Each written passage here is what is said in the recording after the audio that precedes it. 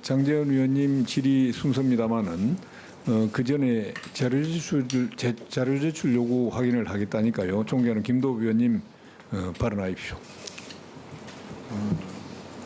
한참 전에 김진태 의원께서 따님 관련해 가지고 가족관계 등록부 기본증명서 가까운 동사무소 가면 바로 뗄 수 있는데 그걸 왜 안 제출 안 하는지 지금 다시 한 번 더 말씀을 드리고요. 그다음에 아까 그 동양대 총장님하고 뭐 한 번 했다 두 번 했다 그러지 마시고 그 부인의 통화 내역을 빨리 제출하시면 바로 확인이 될 텐데 왜 그걸 제출 안 하신지 모르겠습니다. 위원장님. 예, 다시 한번 말씀드리지만 김진태 의원이 요구한 가족관계 등록부 기본증명서, 그다음 제가 요구한 배우자의 이 핸드폰 통화 내역 빨리 좀 촉구를 해주십시오. 이게 예. 어려운 통화 문제가 내역 아니거든요. 경우에 있어서는 아까 이미 최성해 총장님께서 자신의 발언을 정정하셨고 또 최 총장님께서 자신의 통화 기록을 공개를 하셨습니다. 그 상태에서 이게 새롭게 필요한가라는 생각이 있습니다. 위원장님, 예, 제가 말씀을 드릴게요. 지금 중앙일보 난 걸 보고 그렇게 강변을 하시는 모양인데 그 뒤에 또 다른 매체를 통해서 두 번 통화를 했다고 지금 합니다. 그것 때문에 지금 상당히 지금 논란이 되고 있으니 이렇게 평행선을 걷지 말고 내십시오, 통화 내역을. 예, 아까 내시기로 한 거 아닌가요? 네, 지금 뒤에 제가 지시하는 것 같던데. 그걸 내면 되지 왜 예. 말로만 떼우려고 그래요. 내주십시오. 뭐 크게 힘드는 것도 아닌 것 같은데. 네, 다시 확인하겠습니다. 예. 다시 확인하고요. 예, 가족관계 증명서도 지금 저희가 아까 저희 아이의 생년월일 문제를 말씀하시는 것 같은데 이미 다 확인이 된 것이기 때문에 그것을 다시 또 증명서를 발급한다는 게 어떤 의미가 있는지 잘 예, 모르겠습니다. 위원께서 청문위원께서 됐습니다. 됐습니다. 예, 청문위원께서 요구하는 자료니까요. 그렇게 변명하는 게 지금 뭐 따지거나 의심하지 말고요. 제출해 주시기 바랍니다. 그래요? 더 하실 게 있습니까? 예예. 예, 하십시오. 아니 김진태 의원이 위원장님 문제 제기를 했단 말입니다. 지금 확인이 됐다고 하는데 누굴 통해서 뭔 자료를 통해서 확인이 됐다는 겁니까? 이 청문회장을 이렇게 농락을 하면 안 됩니다. 그 자료를 내면 되는 것이지. 뭔 자료를 통해서 누구를 통해서 확인? 본인 변명만 가지고 확인을 했다? 아니야. 아까 야당 의원님께서 최 총장님의 통화 내역을 공개하셨지 않습니까? 후보자님, 지금 자료 제출 요구를 하는데 낸다, 못 낸다, 못 내면 뭘 못 내는지 이렇게 이야기해야 되는 거예요. 누구를 통해서 뭘 통해서 확인했는지 이런 치를 부리면 안 됩니다. 쓸데없이 시간이 허비되고 있습니다. 예, 아까 내신다고 뒤에 지시를 했지 않습니까? 예, 내주십시오. 한번 내신다면 내주셔야죠. 예. 예. 두 건에 불과한데요. 제출해 주시기 바랍니다. 예. 짧게 하십시오. 1분만. 네. 예. 자, 하세요. 얼른. 예, 얼른 하세요. 간단하게 말씀. 2분만 주십시오. 그래도. 네. 자, 이 자료 제출 요구는요. 정말 그 지루한 공방을 할 게 없이 그 가족관계 등록부 그것만 하나 딱 내면 누가 어떻게 언제 어떻게 신고했는지가 다 나오는데 그게 다 확인이 됐대요. 그 내겠다고 한 지 지금 2시간도 안 됐는데 벌써 또 안 되겠다고 지금 하다가 이걸 다시 강력하게 촉구를 해주기 바라고요. 한 가지가 더 제가 얘기할 게 있습니다. 이거는 후보자한테 우리가 사정할 일이 아닙니다. 법사위에서 의결이 됐습니다. 어제. 그 의결된 자료 제출 목록에 이게 포함되어 있습니다. 그러면 국가기관에서 대법원이나 행자부에서 이거를 제출을 해줘야 되는데 지금 이 순간까지도 서로 핑퐁을 하면서 대법원은 행자부, 행정부는 대법원에 알아봐라. 이게 지금 도대체 뭐 하는 겁니까? 예? 온 국가 기관이 똘똘 뭉쳐가지고 범죄 피의자 하나를 보호하겠다고 지금 이 난리를 치고 있는 거예요. 우리는 명색이 국민의 대표라고 앉아 있는데 피의자의 호적 등본도 하나 없이 이거를 지금 청문회라고 하고 있는 겁니다. 이게 도대체 뭐 하는 겁니까?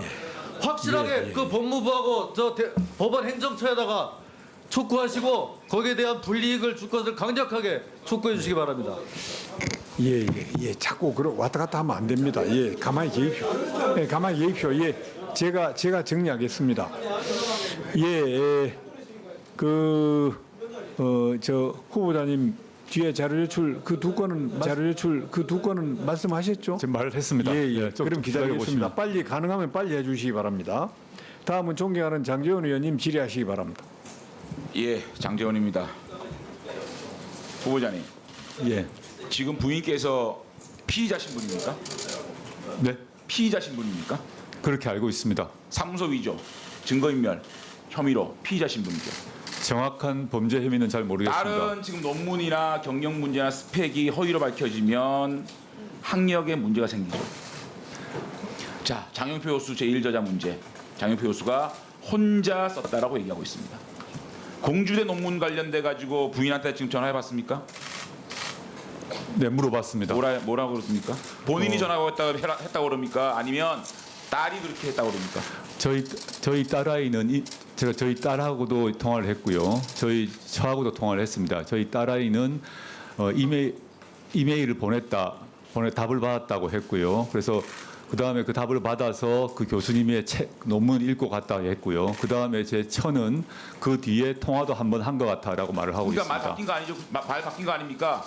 바뀐 게 처음에는 아닙니다. 가서 봤다면서요, 부인이. 통화를 한 번 했답니다. 부인이 가서 봤다고 그러지 않았습니까? 일관되게. 그게 아니라 그런데 지금 부인이 말을 바꿔서 미리 전화를 해봤다. 오케이, 알겠습니다. 아닙니다. 출발은 말 바뀐 거죠? 바뀐 게 아닙니다. 저희 딸아이가 이메일을 알았습니다. 보내서 접촉했다는 게 자, 그러면 변함이 공주대 교수의 없습니다. 말씀이 틀린 게 아니네요. 그리고 이메일 서로 주고받은 거는요.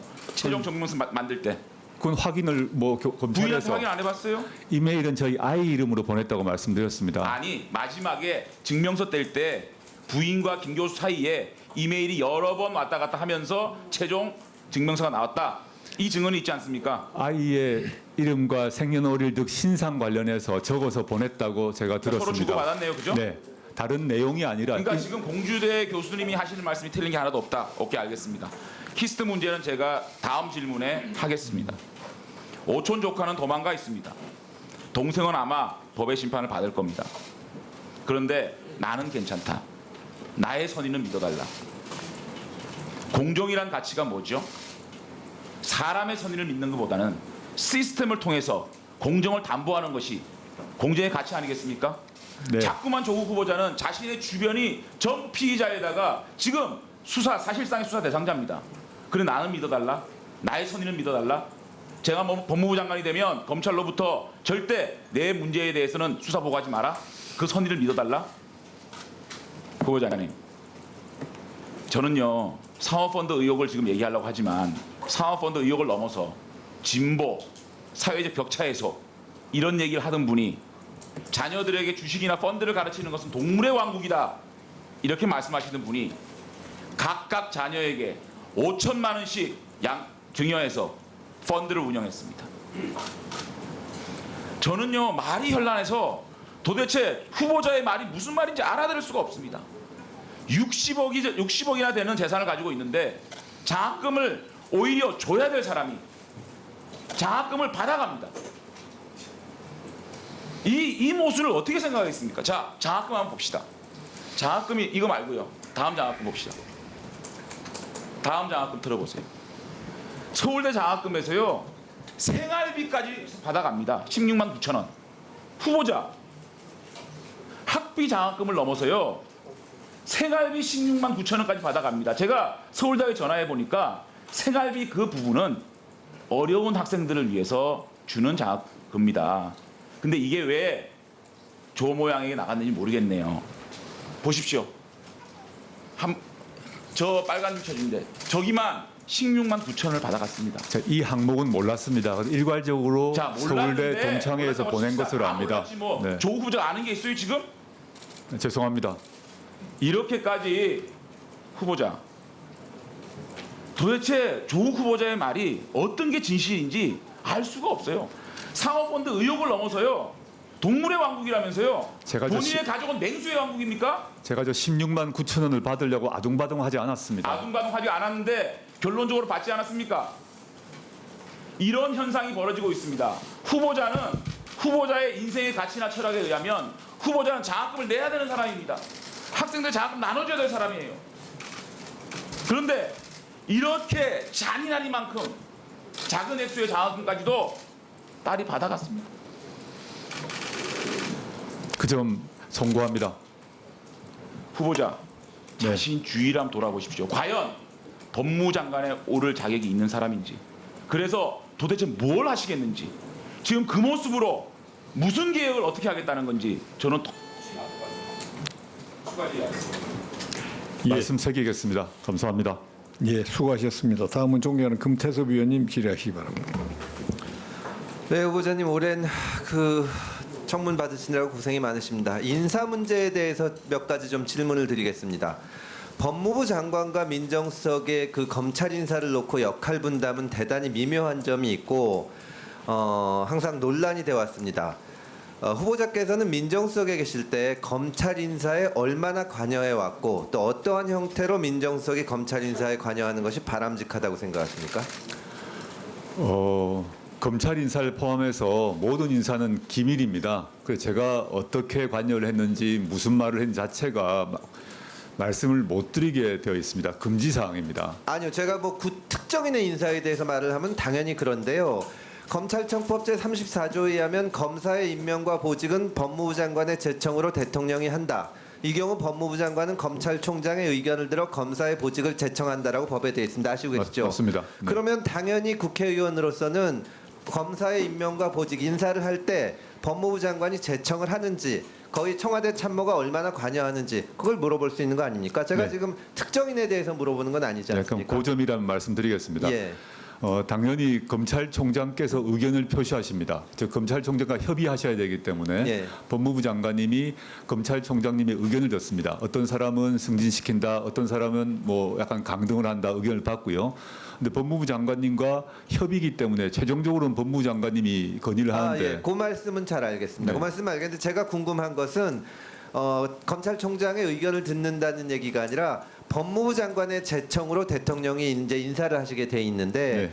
법무부 장관이 실제로 검찰 인사 전체에 대해서 제청권을 행사하는지가 궁금한 겁니다. 당연히 제청을 행사하시고요. 예. 근데 법적으로 보면 제청자와 임명자가 검사 인사 외에도 많이 있지 않습니까? 그 경우도 대통령이 최종적 임명권자이기 때문에 대통령께서 또 의견을 표명하실 수 있고 그 과정에서 제가 메신저 역할을 하고 했습니다. 예, 대통령께서 의견을 표명하시는 게 아니라 대통령께서 결정권이 있으신 예, 거죠. 물론이죠. 그러니까 예. 법무부 장관께서 제청을 하시더라도 대통령께서 그 사람을 임명할 수도 있고 안 할 수도 있는 겁니다. 바로 그렇습니다. 당연히 당연한 건데요.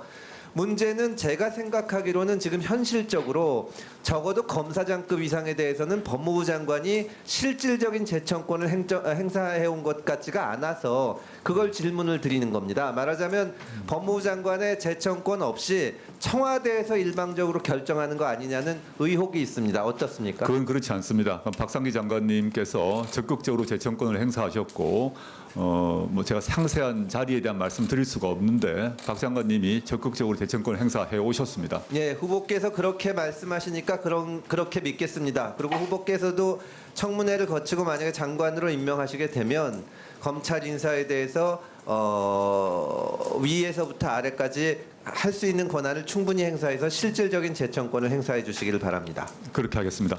예.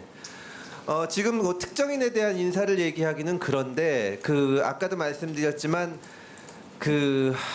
아무래도 저 검찰권 행사와 관련해서 시대별로 스타 검사가 있게 마련이고 거기에 대해서는 지나친 기대가 쏟아지는 경우가 많습니다. 제 개인적으로는 지난번에 윤석열 검찰총장의 인사청문회와 관련해서 저는 처음부터 청문회 시작 전부터 청문회 마칠 때까지 윤석열 검찰총장은 검찰총장으로 자격이 충분하다고 생각을 했고 그렇게 말씀을 했습니다. 다만 윤석열 검찰총장 본인의 말에 따르더라도 여기서 한 말과 저기서 한 말이 달라서 윤대진 검찰국장의 형님 변호사 소개와 관련해서 여기서 한 말과 저기서 한 말이 다르기 때문에 적어도 한 가지 말은 명백한 거짓말이다. 그리고 여기에 대해서 사과를 해야 된다고 얘기를 했더니 대단히 공격을 받았습니다. 저는 이 민정수석을 지내실 때 후보자의 책임만은 아니라고 생각을 하지만 후보자께서도 어떤 그 시스템보다는 인사에 대해서 너무 믿는 것이 아닌가 하는 느낌을 받을 때가 있습니다. 제가 과거 그 윤석열 검찰총장이 서울중앙지검장을 지낼 때 이렇게까지 서울중앙지검장이 인사에 관한 권한까지 모든 권한을 행사하고 수사에 대해서 전권을 가지고 있으면 언젠가 문제를 일으킬 거다라고 말씀을 드렸을 때 민정수석께서는 예전부터 잘 알던 사이고 수사가 다 끝났을 때 전화해서 선배님 이제 그만하시죠 그러면 그만할 거라는 말씀을 하셨습니다. 저는 그런 식으로 이 권력기관을 다루는 것이 지나치게 안이한 관점이 아닌가 하는 걱정이 늘 있습니다. 거기에 대해서 어떻게 생각하십니까? 말씀 취지 잘 알겠습니다. 앞으로 유념하도록 하겠습니다. 예, 수고하셨습니다. 다음은 존경하는 박지원 의원님 질의하시기 바랍니다. 수고하십니다. 좀 웃으면서 하세요. 네, 지금 우리 조국 후보자는 건강검진을 어디서 받으십니까? 저는 청와대에 있을 때는 동대문에 있는 어떤 건강검진센터에서 받았습니다. 건강검진센터에 예. 조국 민정수석이 건강검진을 신청하면은 예. 본인만 받죠? 예, 본인만 받습니다. 그래 청문회는 또 딸까지 받더라고요. 그렇죠. 예, 그렇습니다. 곤혹스럽죠. 예, 많이 곤혹스럽습니다. 예. 이런 걸 잘 얘기해야 됩니다. 그리고 지금 이 조국 민정수석을 소위 문재인 정부의 개혁의 아이콘이다라고 표현을 했습니다. 만약 법무부 장관이 되면은 줄기차게 지난 2년간 약속하셨던 검찰 개혁과 사법 개혁을 성실하게 이뤄낼 수 있겠습니까? 제가 마지막 공직이라고 생각하고 제가 할 수 있는 최대한을 한번 해보겠습니다. 그런데 지금 어떤 분이 문자를 보내와서 꼭 이걸 물어달라. 검찰에서 일가족과 장관도 혹시 수사를 받아야 될 위치가 있는데 사법 검찰 개혁과 검찰청과 거래할 것 같다. 절대 하지 않겠다는 것을 국민 앞에 약속하십니까? 거래할 수가 없을 것이라 생각이 듭니다. 거래를 시도하는 순간 오히려 정반대 역풍이 있을 것 같고 일체 거래를 하지 않을 것이고 윤석열 총장께서도 그런 거래를 용납하실 분은 아니라고 생각합니다. 예, 저도 그렇게 바랍니다. 그리고 지금 우리나라 기독교계에서 가장 관심 사항이 무엇인지 아십니까? 기독교에서는 양심적 병력 거부 문제하고 그 동성애 문제에 대해서 관심이 많은 걸로 알고 있습니다. 네, 그래서 몇 분의 목사님들이 문의를 해왔어요. 예, 조국 법무부 장관이 되시면은 동성애 동성혼을 찬성할 것 같다. 거기에 대한 견해를 좀 물어달라라는 겁니다. 저는 동성애는 법적으로 허용하고 말고 할 사안이 아니라고 보고요. 동성혼을 법적으로 인정하는 것은 우리나라 상황에서 이르다라고 생각하고 있습니다. 네. 지금 거기에 나아가서 최근에 이 국방부 장관도 군에서 두 사람이 합의하면은 동성애를 말릴 수 없다. 소위 동성성 활동도 막을 수 없다라고 하는 것은 어떻게 생각하세요?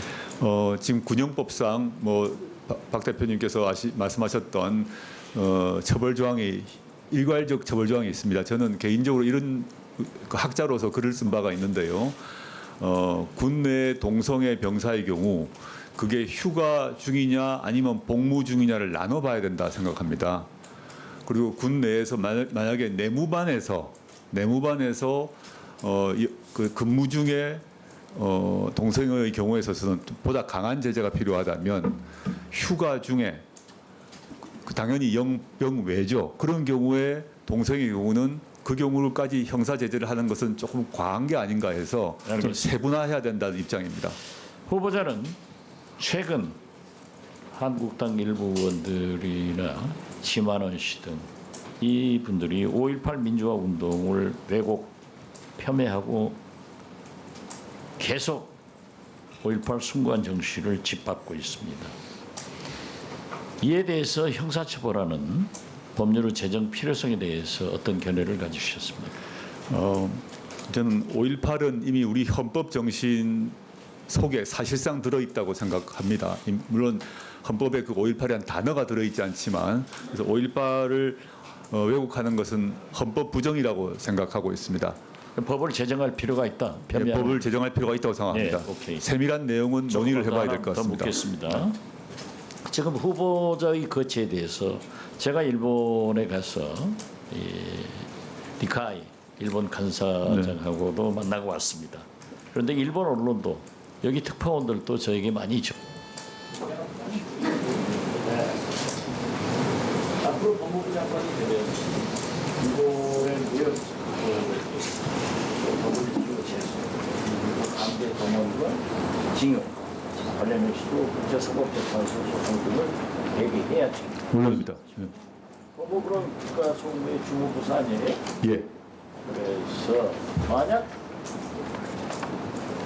법무부 장관이 되신다고 하면 여기에 대한 견해 특히 강제징용. 저는 강제징용 대법원 판결은 반드시 존중돼야 된다고 생각합니다. 그 취지는 지켜져야 한다고 생각을 하고요. 그 점에서 제가 강한 SNS 발언을 한 바 있습니다. 그런데 그와 별도로 외교적으로 협상은 동시에 진행되어야 한다고 봅니다.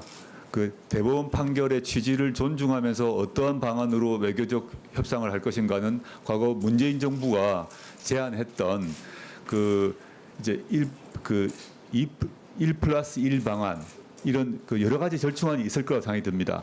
지금 그 강제징용 판결 같은 경우에 있어서는 일본 기업이 한국 징용 노동자 피해자에게 배상을 하라는 취지인데 거기서 사실은 원래 과거 일본 판결에 따르더라도 일본 정부의 입장에 따르더라도 그걸 지불을 해버린 그만인데 그걸 반대하면서 문제가 터진 것 같습니다. 그럼 거기서 그 배상액 지불자를 일본 기업 외에 과거 한국 기업을 추가한다거나 이런 여러 가지 협상을 통해서 양측이 외교적 협상은 도모할 필요가 있다고 생각하고 그 문제는 제 영역은 아닙니다만 개인적 사견은 그렇습니다. 그렇지만 대법원 판결 자체를 우리 정부가 스스로 부정할 수는 절대 없다라고 생각합니다.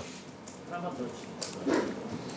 최근 이낙연 총리와 이란 의원님의 일본 간사간에 이미 제가 일본을 갔을 때도 1+1 이건 상당히 그 얘기가 많이 됐는데 우리 정부와 플러스 알파가 돼 있다 하고 일본 간사장은 일본에 가서 얘기를 했고 이낙연 총리께서 일본에서 아마 이게 새 나갈 것 같다. 이건 뭐 공론화된 것 같아요. 예. 1+1 알파는 어떻게 생각하세요? 저는 뭐 제가 잘 모르는 분야입니다만은 전 1+1을 기본으로 해서 그 알파를 무엇으로 할 것인가가 외교의 좀 짧게 대답하시기 영역이라고 생각하고 바랍니다. 있습니다. 네, 네. 고정 예. 형식이 정부가 부담할 경우에서도 어떠한 형식일 것인가, 어떠한 모양일 것인가 좀 남아 있는 것 같습니다. 제 개인적 의견에 예. 불과합니다. 수고하셨습니다. 다음은 존경하는 주광덕 의원님 질의하시기 바랍니다. 주광덕 의원님. 우리 후보자께서는 뭐 그 한인섭 교수와 함께 개혁 활동 많이 했고 존경하는 선배지요. 예, 그렇습니다. 친하게 지내오는 사이고요. 맞습니다. 그 후보자 아들은 작년에 연세대 정외과 대학원에 입학했습니까? 예, 맞습니다. 그러면 시험은 2017년 11월이나 12월 받겠네요. 날짜는 정확하지 않습니다만 보통 대학원 시험이 그 전에 11월. 대학원 입시를 보았습니다. 네. 제가 아까 오전에 질문한 거 이어서 PPT 띄워봐 주세요. 서울대 공익인권법센터에서 아까 제가 할 때는 2007년부터 2012년까지가 17명이라 그랬는데 고등학생이 없었다는 것이고, 다시 2006년도부터 현재까지 서울대 공익인권법센터에서 인턴십을 한 활동 증명서 발급 내역 전체를 봤습니다. 그런데 모두 2014년 이전에 발급을 했습니다. 활동도 그렇고. 2015년 이후에 지금까지 단 한 건만 발급이 됐습니다. 그게 바로 후보자의 아들입니다. 후보자의 아들 거 띄워봐 주세요. 또 다른 것 기존에 있었던 거.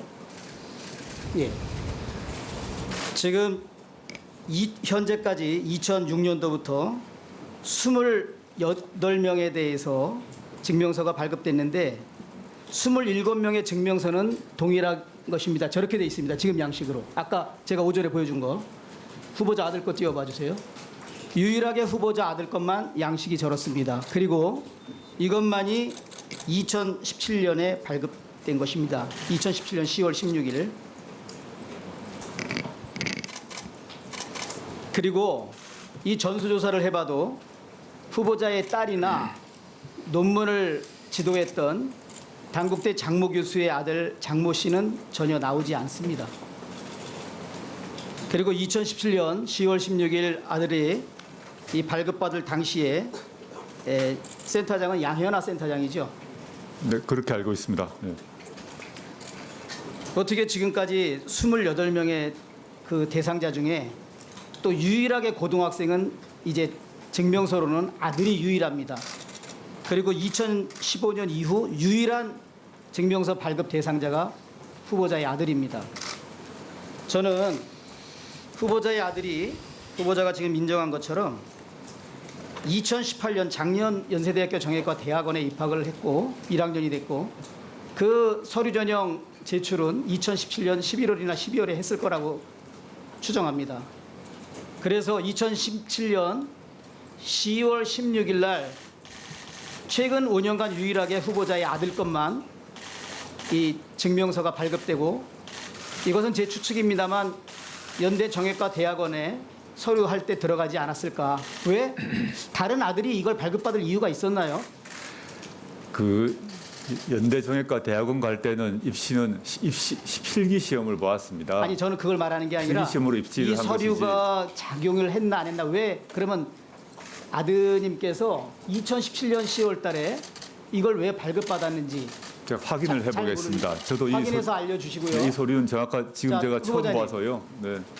활동 기간, 인턴으로 했다는 기간은 2013년 7월 15일부터 8월 15일까지 한 달입니다. 그때 후보자의 아들 몇 살에 초등학교 들어갔죠? 18살이면 고등학교 2학년 때입니까? 네, 네, 됐죠. 저기 한영외고 다녔습니까? 네, 그렇습니다. 그러면 후보자의 아들도 한영외고 2학년 때인 2013년 7월 달에서 8월 한 달간 공교롭게 딸이 했다는 공익인권법센터에서 인턴십을 했다는 것입니다. 네. 아마 고등학생 중에서 서울대 인권법 여기 센터에서 인턴 활동을 했다는 사람은 일단 주장상으로 후보자의 딸과 아들 그리고 장 교수의 아들이 거의 유일하거나 아니면 또 서로 관련 있는 한두 명이 더 있지 않을까라는 게 제 생각입니다. 그래서 저는 지금 이것을 바라보면서 과연 양식도 다르고 갑자기 최근 5년간 유일한 아들이 왜 활동을 한 기간으로부터 4년 이상 지나서 이걸 발급받았을까 상당히 의문이 가고요. 결론적으로는 장 교수는 후보자 딸한테 고등학교 1학년 때 의대 2주 인턴을 해주고 논문 제일 저자를 해주고, 후보자 측에서는 장 교수 아들에게 인권법센터에 인턴십 증명서를 발급해 준 것이라는 강한 의혹을 갖거든요. 이 점에 대해서 그 점에 대해서 장 교수님과 어떠한 연락도 한 적이 없습니다. 보시고 네. 추가 얘기할 때 답변을 해주시죠. 예, 장 교수님과 이 문제에 대해서 예, 장 교수님과 관련해서 이 문제에 대해서 서로 교환해서 애들을 뭐 인터넷 하자는 어떠한 연락도 한 적이 없습니다. 근데 어떻게 친한 한인석 그 센터장이 있는 이곳에 후보자의 아들과 딸이 고등학교 때 아니 이게 똑같이 인턴십을 하고 증명서를 저희 발급받을까요? 저희 딸은 인권 동아리 회장이었습니다. 저희 딸이. 유일하게 후보자가 근무하는 서울대학교 법대의 센터에 저희 딸만 거기에 간 게 아닙니다. 의원님, 거의 딸만 간 게 아니고 저는 기억을 못. 나머지 사람들은 공식적인 기록이 하나도 없어요. 유일하게 아들은 있어요. 공교롭게 있는데. 다른 학생들도 증명서를 받아갔을 것입니다. 그건 비공식적인 거라는 것입니다. 네, 그건 제가 그 센터에서 발급을 한 것을 제가 어떻게 알겠습니까? 확인해서 좀 답변해 네, 확인을 해보겠습니다. 그리고 저희 아들 같은 경우에 있어서는 아까 저도 지금 봤습니다만 당시 저희 아이가 학교 다닐 때 학교 폭력 피해자였습니다.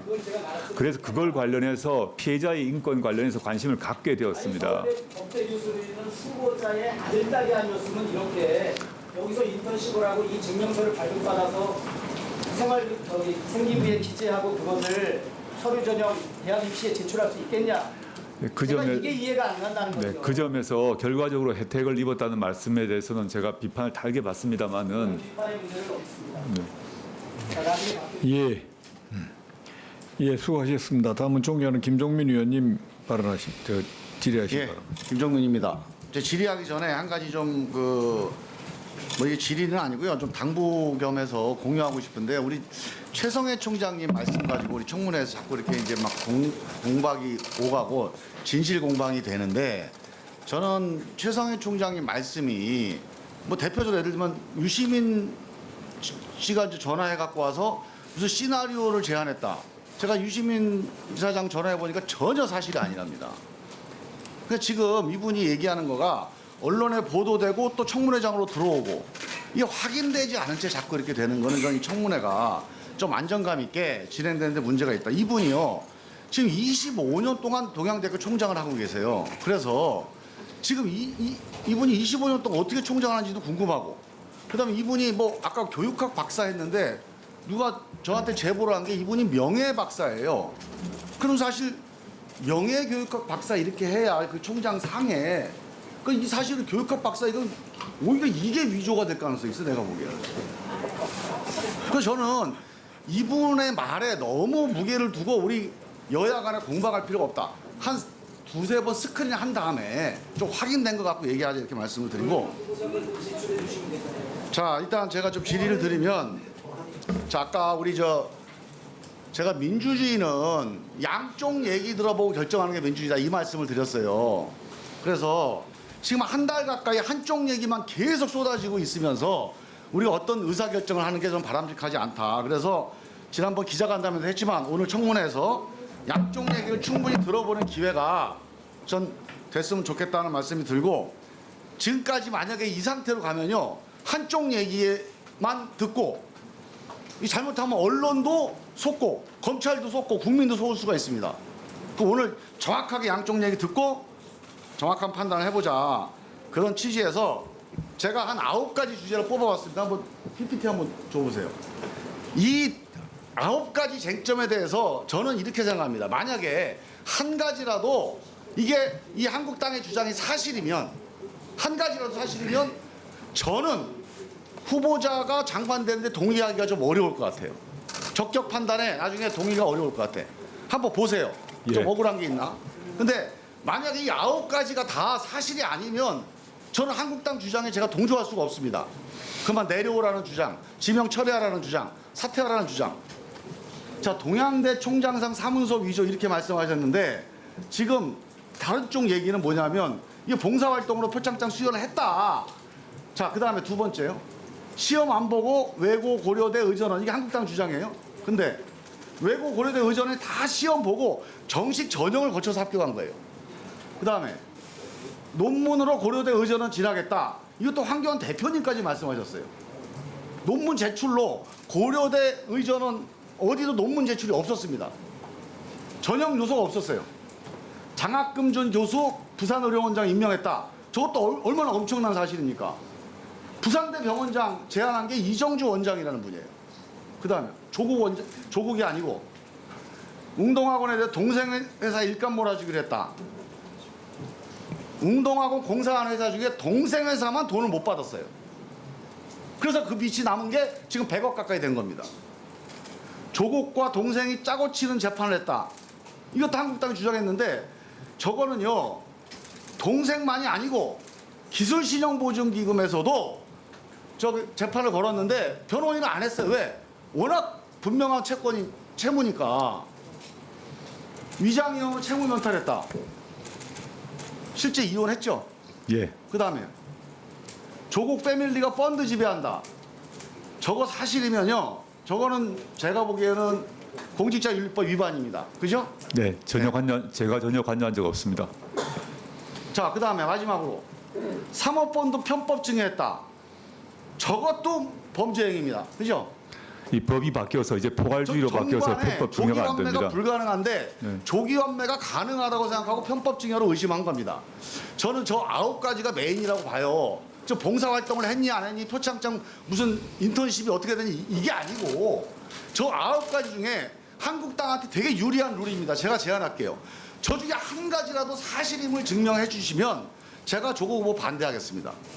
근데 저 9가지 중에 한 가지도 사실이 아니면 나중에 한국당이 국민들한테 좀 사과하시고 좀 심판 좀 제대로 받으셔야 됩니다. 저거 한 가지라도 사실 아닌 거 확실합니까? 제가 아는 한 사실이 아닙니다. 이 증명서가 발급되고 이것은 제 추측입니다만 연대 정외과 대학원에 서류할 때 들어가지 않았을까? 왜? 다른 아들이 이걸 발급받을 이유가 있었나요? 그 연대 정외과 대학원 갈 때는 입시는 필기 시험을 보았습니다. 아니 저는 그걸 말하는 게 아니라 필기시험으로 입시를 이 한 서류가 작용을 했나 안 했나 왜 그러면 아드님께서 2017년 10월 달에 이걸 왜 발급받았는지 제가 확인을 잘 해보겠습니다. 모릅니다. 저도 확인해서 알려주시고요. 이 서류는 지금 자, 제가 처음 후보자님. 봐서요. 네. 활동 기간 인턴으로 했다는 기간은 2013년 7월 15일부터 8월 15일까지 한 달입니다. 그때 후보자의 아들 몇 살에 초등학교 들어갔죠? 18살이면 고등학교 2학년 때입니까? 네, 대충. 저기 한영외고 다녔습니까? 네, 그렇습니다. 그러면 후보자의 아들도 한영외고 2학년 때인 2013년 7월 달에서 8월 한 달간 공교롭게 딸이 했다는 공익인권법 센터에서 인턴십을 했다는 것입니다. 네. 아마 고등학생 중에서 서울대 인권법 여기 센터에서 인턴 활동을 했다는 사람은 일단 주장상으로 후보자의 딸과 아들 그리고 장 교수의 아들이 거의 유일하거나 아니면 또 서로 관련 있는 한두 명이 더 있지 않을까라는 게 제 생각입니다. 그래서 저는 지금 이것을 바라보면서 과연 양식도 다르고 갑자기 최근 5년간 유일한 아들이 왜 활동을 한 기간으로부터 4년 이상 지나서 이걸 발급받았을까 상당히 의문이 가고요. 결론적으로는 장 교수는 후보자 딸한테 고등학교 1학년 때 의대 2주 인턴을 해주고 논문 제일 저자를 해주고 후보자 측에서는 장 교수 아들에게 인권법 센터에 인턴십 증명서를 발급해 준 것이라는 강한 의혹을 갖거든요. 이 점에 대해서 그 점에 대해서 장 교수님과 어떠한 연락도 한 적이 없습니다. 보시고 네. 추가 질의할 때 답변을 해주시고 예, 장 교수님과 이 문제에 대해서 장 교수님과 관련해서 이 문제에 대해서 서로 교환해서 애들을 뭐 인터넷 하자는 어떠한 연락도 한 적이 없습니다. 근데 어떻게 친한 한인석 그 센터장이 있는 이곳에 후보자의 아들과 딸이 고등학교 때 아니 이렇게 똑같이 인턴십을 하고 증명서를 발급받을까요? 저희 딸은 이거 인권 동아리 이거 이해할까요? 인권 동아리 회장이었습니다. 저희 딸이 유일하게 후보자가 근무하는 서울대학교 법대의 센터에 저희 딸만 아들, 거기에 딸만- 간 게 아닙니다. 의원님, 거의 딸만 간 게 아니고 저는 기억을 못. 나머지 사람들은 공식적인 기록이 하나도 없어요. 유일하게 아들은 있어요. 공교롭게 있는데. 다른 학생들도 증명서를 받아갔을 것입니다. 그건 비공식적인 거라는 것입니다. 근데 그건 제가 그 센터에서 발급을 한 것을 제가 어떻게 알겠습니까? 확인해서 좀 답변해 네, 확인을 해보겠습니다. 그리고 저희 아들 같은 경우에 있어서는 아까 저도 지금 봤습니다만 당시 저희 아이가 학교 다닐 때 학교 폭력 피해자였습니다. 그래서 그걸 관련해서 피해자의 인권 관련해서 관심을 갖게 되었습니다. 법대 교수는 후보자의 아들, 딸이 아니었으면 이렇게 여기서 인턴십을 하고 이 증명서를 발급받아서 생기부에 기재하고 그것을 서류 전형 대학 입시에 제출할 수 있겠냐? 그 제가 점에 이게 이해가 안 간다는 거죠. 네, 그 점에서 결과적으로 혜택을 입었다는 말씀에 대해서는 제가 비판을 달게 받습니다만은 비판의 문제는 없습니다. 네. 자, 나중에 예. 예, 수고하셨습니다. 다음은 존경하는 김종민 의원님 질의하시기 예, 바랍니다. 김정민입니다. 제 질의하기 전에 한 가지 좀 뭐 이게 질의는 아니고요. 좀 당부 겸해서 공유하고 싶은데 우리 최성해 총장님 말씀 가지고 우리 청문회에서 자꾸 이렇게 이제 막 공박이 오가고 진실 공방이 되는데 저는 최성해 총장님 말씀이 뭐 대표적으로 예를 들면 유시민 씨가 이제 전화해 갖고 와서 무슨 시나리오를 제안했다. 제가 유시민 이사장 전화해 보니까 전혀 사실이 아니랍니다. 그러니까 지금 이분이 얘기하는 거가 언론에 보도되고 또 청문회장으로 들어오고 이게 확인되지 않은 채 자꾸 이렇게 되는 거는 저는 이 청문회가 좀 안정감 있게 진행되는데 문제가 있다. 이분이요. 지금 25년 동안 동양대학교 총장을 하고 계세요. 그래서 지금 이분이 25년 동안 어떻게 총장을 하는지도 궁금하고 그다음에 이분이 뭐 아까 교육학 박사 했는데 누가 저한테 제보를 한 게 이분이 명예 박사예요. 그럼 사실 명예 교육학 박사 이렇게 해야 그 총장 상에 이 사실은 교육학 박사 이건 오히려 이게 위조가 될 가능성이 있어 내가 보기에는. 그래서 저는 이분의 말에 너무 무게를 두고 우리 여야 간에 공방할 필요가 없다. 한 두세 번 스크린 한 다음에 좀 확인된 것 같고 얘기하자 이렇게 말씀을 드리고 자 일단 제가 좀 질의를 드리면 자 아까 우리 제가 민주주의는 양쪽 얘기 들어보고 결정하는 게 민주주의다 이 말씀을 드렸어요. 그래서 지금 한 달 가까이 한쪽 얘기만 계속 쏟아지고 있으면서 우리가 어떤 의사결정을 하는 게 좀 바람직하지 않다. 그래서 지난번 기자간담회도 했지만 오늘 청문회에서 양쪽 얘기를 충분히 들어보는 기회가 전 됐으면 좋겠다는 말씀이 들고 지금까지 만약에 이 상태로 가면요. 한쪽 얘기만 듣고 이 잘못하면 언론도 속고 검찰도 속고 국민도 속을 수가 있습니다. 그 오늘 정확하게 양쪽 얘기 듣고 정확한 판단을 해보자. 그런 취지에서 제가 한 9가지 주제를 뽑아봤습니다. 한번 PPT 한번 줘보세요. 이 9가지 쟁점에 대해서 저는 이렇게 생각합니다. 만약에 한 가지라도 이게 이 한국당의 주장이 사실이면 한 가지라도 사실이면 저는 후보자가 장관 되는데 동의하기가 좀 어려울 것 같아요. 적격 판단에 나중에 동의가 어려울 것 같아. 한번 보세요. 좀 예. 억울한 게 있나? 근데 만약에 이 9가지가 다 사실이 아니면 저는 한국당 주장에 제가 동조할 수가 없습니다. 그만 내려오라는 주장, 지명 철회하라는 주장, 사퇴하라는 주장. 자, 동양대 총장상 사문서 위조 이렇게 말씀하셨는데 지금 다른 쪽 얘기는 뭐냐면 이게 봉사활동으로 표창장 수여를 했다. 자, 그 다음에 두 번째요. 시험 안 보고 외고 고려대 의전원 이게 한국당 주장이에요. 근데 외고 고려대 의전원이 다 시험 보고 정식 전형을 거쳐서 합격한 거예요. 그 다음에 논문으로 고려대 의전원 진학했다. 이것도 황교안 대표님까지 말씀하셨어요. 논문 제출로 고려대 의전원 어디도 논문 제출이 없었습니다. 전형 요소가 없었어요. 장학금 준 교수 부산의료원장 임명했다. 저것도 얼마나 엄청난 사실입니까? 부산대 병원장 제안한 게 이정주 원장이라는 분이에요. 그 다음에 조국이 아니고 웅동학원에 대해 동생 회사 일감 몰아주기로 했다. 웅동학원 공사한 회사 중에 동생 회사만 돈을 못 받았어요. 그래서 그 빚이 남은 게 지금 100억 가까이 된 겁니다. 조국과 동생이 짜고 치는 재판을 했다. 이것도 한국당이 주장했는데 저거는요. 동생만이 아니고 기술신용보증기금에서도 저 재판을 걸었는데 변호인은 안 했어요. 왜? 워낙 분명한 채무니까. 위장이형을 채무 면탈했다. 실제 이혼했죠. 예. 그 다음에 조국 패밀리가 펀드 지배한다.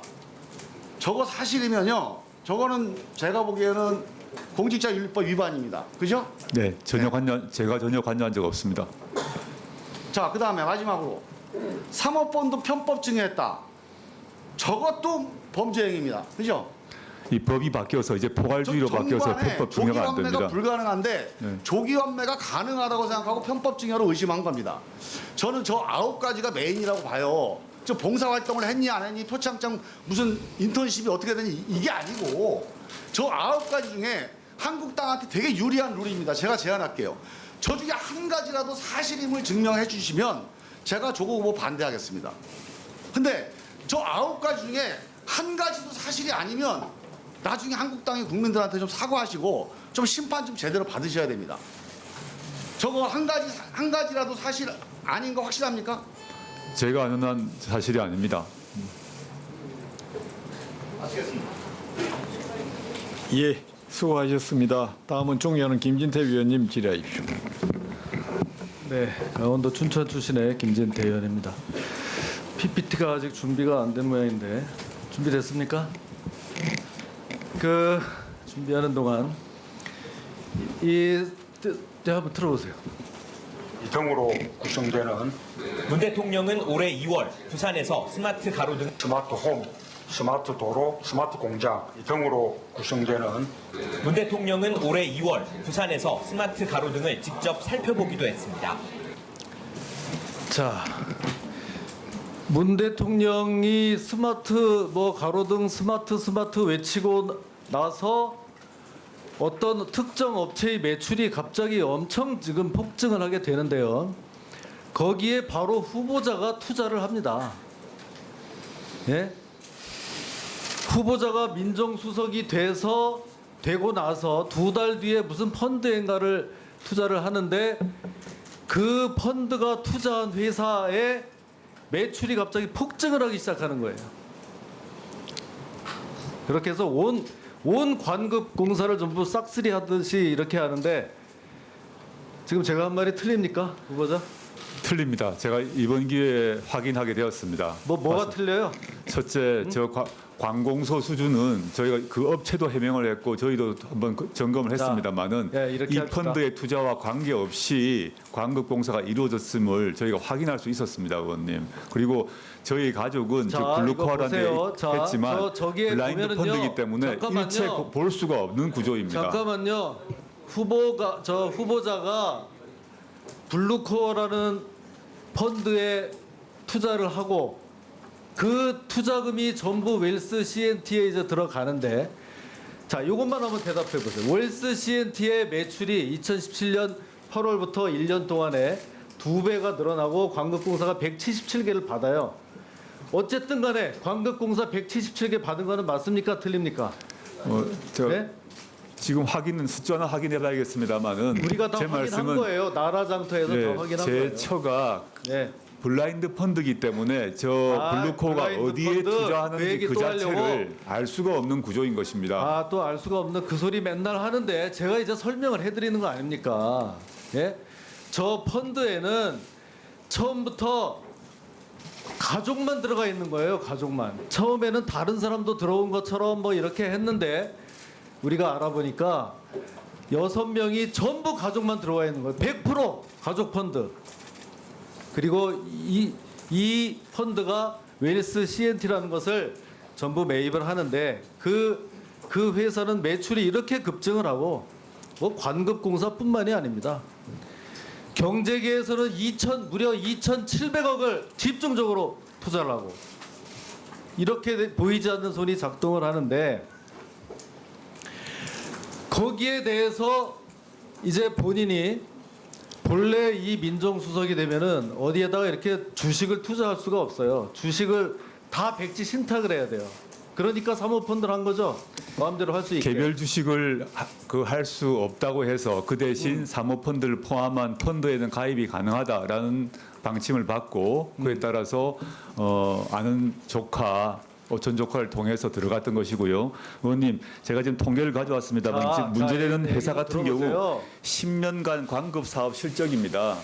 전혀 관계가 없이 돼 있음을 확인을 했습니다. 꼭 저런 제가 이야기를 하지 않습니까? 갑자기 지금 2017년부터 18년까지 78%가 증가하는 거로 나와요. 우리가 다 나라장터에서 그 증가가 저나 저희 입수해서 가족하고는 가는 아무런 겁니다. 관련이 없다는 것입니다. 이게요. 여기서 지금 우리가 이렇게 시간만 때우고 요 5분 동안에 시간만 때우고 넘어가는 식으로 이렇게 지금 진행을 하니까 그러는데 이거에 대해서 지금 이게 지금 고발이 돼 있어요. 네. 수사를 받으셔야 돼요.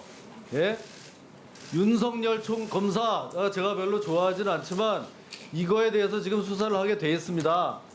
가서 출석해서 제대로 다 조사받을 용의가 있는 거죠? 제가 혐의가 있다는 건 금시초문입니다.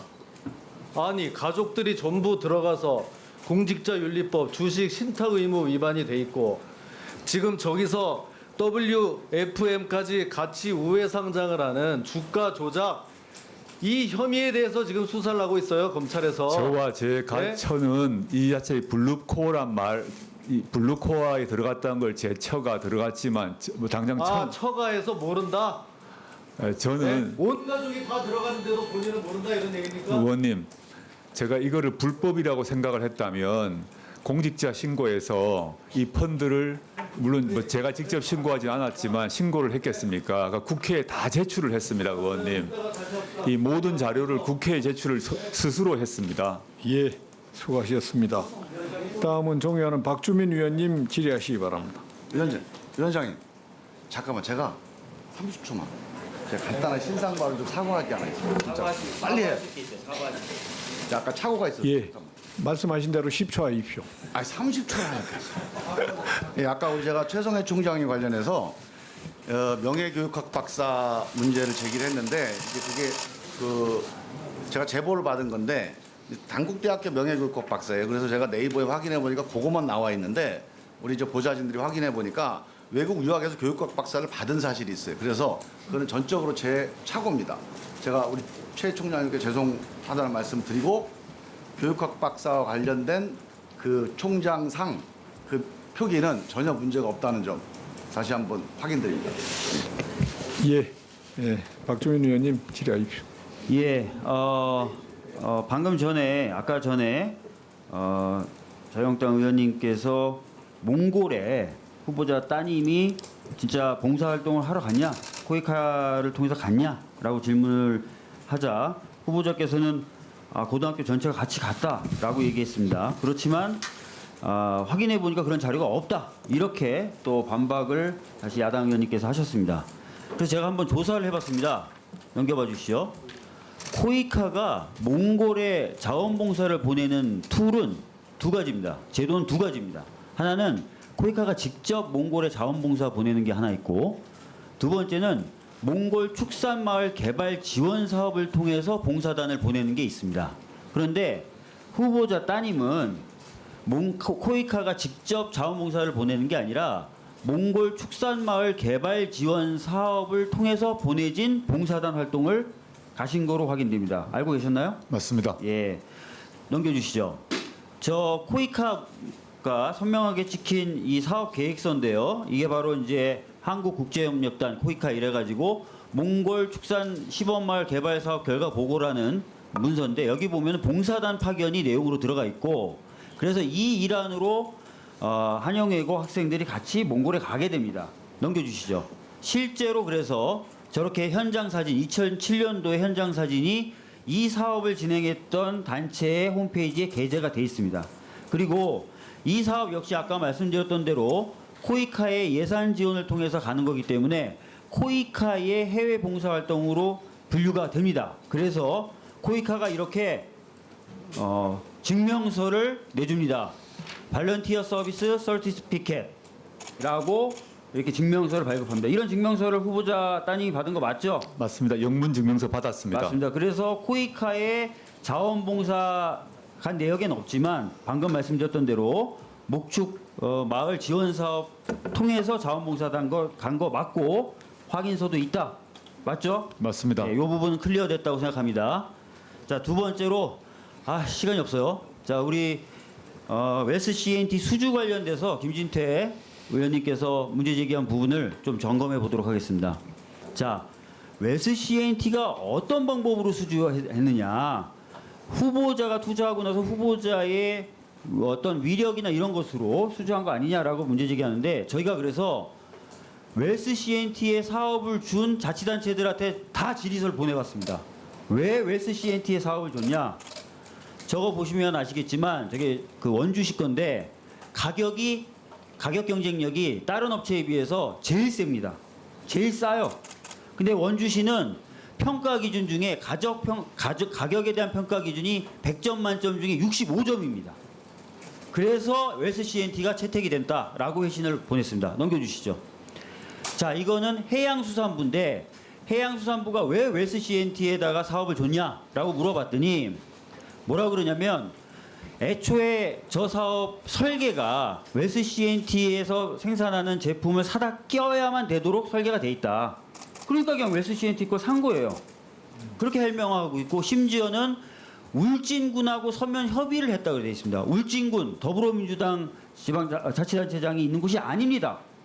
무소속 자치단체장이 있는 곳이에요. 후보자가 어떤 외압을 행사할 수 있는 곳이 아니란 말입니다. 그리고 후보자가 몇 년 전부터 그런 설계를 하도록 압력을 행사할 수가 없는 거잖아요. 전혀 알지 못한 이 모든 것을 알지 못하는 시간이 사안입니다. 없어서 넘어가겠습니다. 자, 넘어가면 서울시는 뭐라 그러냐? 호환성을 제일 우선되는 가치 기준으로 놨는데 호환성이 제일 뛰어나더라 웰스 CNT 제품이. 그래서 우리가 웰스 CNT에 사업을 줬다라고 돼 있습니다. 그러니까 모든 지방자치단체가 후보자의 외압에 의해서 사업을 준 게 아니라 각 지자체의 사정마다 필요에 따라 합리적으로 판단해서 사업을 줬다 이겁니다. 맞죠? 저는 이 자체를 전혀 알지 못하고 있습니다. 후보자 당연히 모르죠. 자, 넘겨주시죠. 그리고 소속 정당을 분석해 보니까 투자한 후 1년간 소속 정당 지자체 단체장 소속 정당을 보니까 비슷해요. 민주당이나 새누리당 뭐 무소속 비슷합니다.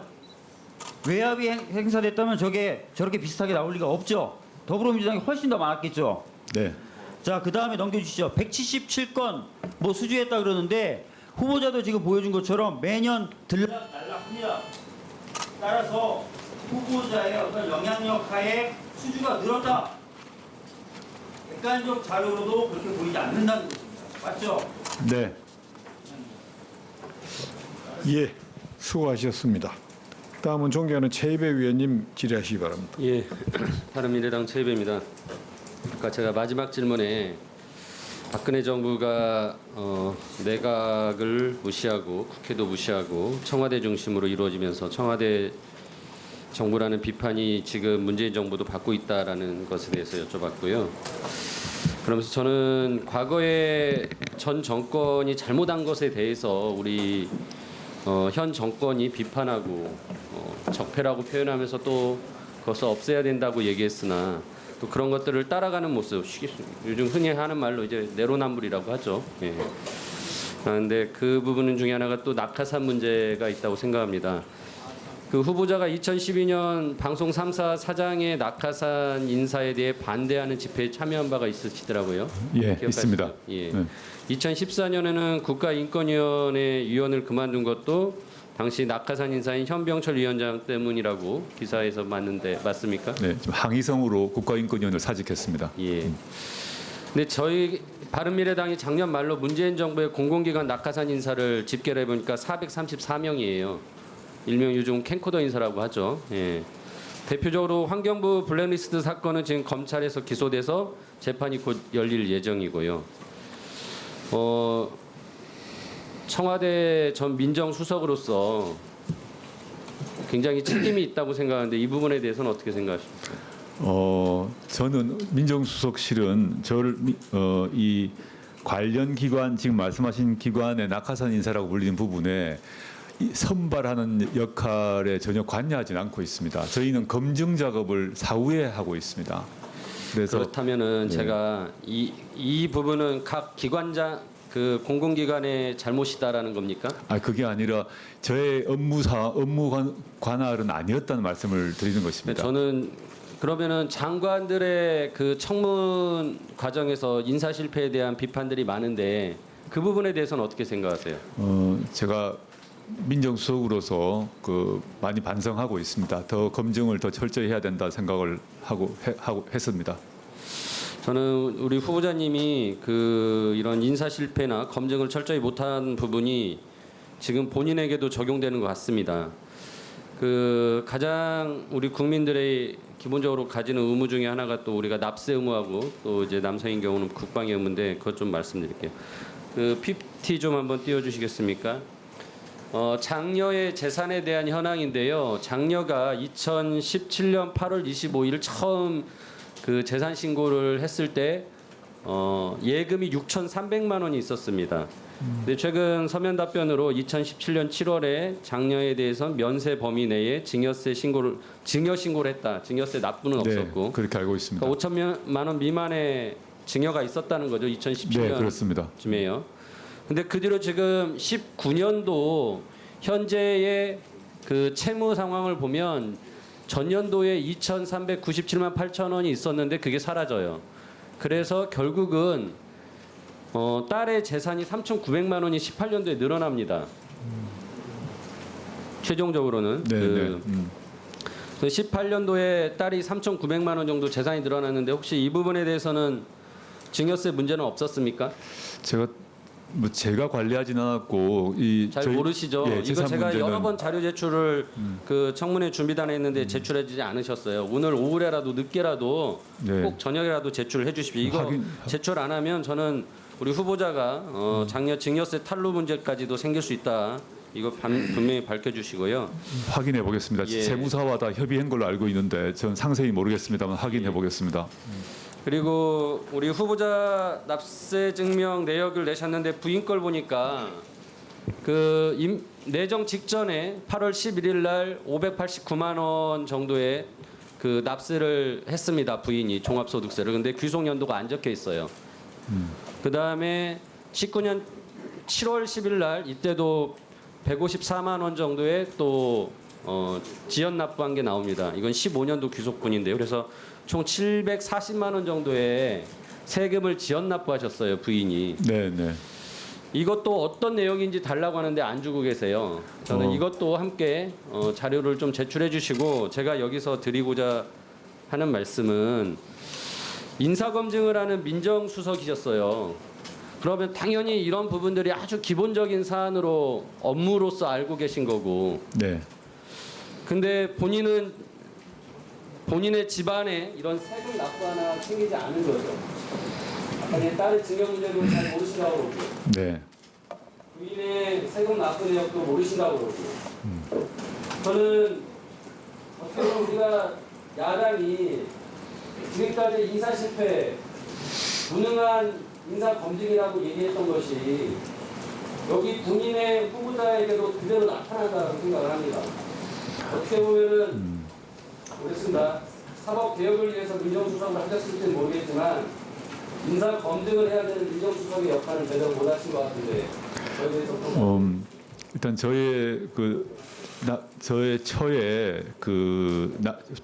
추가 납세는 스스로 납세의무를 다하기 위해서 점검해 보니까 세금 납부가 안 된 걸 있어서 자발적으로 신고를 한 것입니다.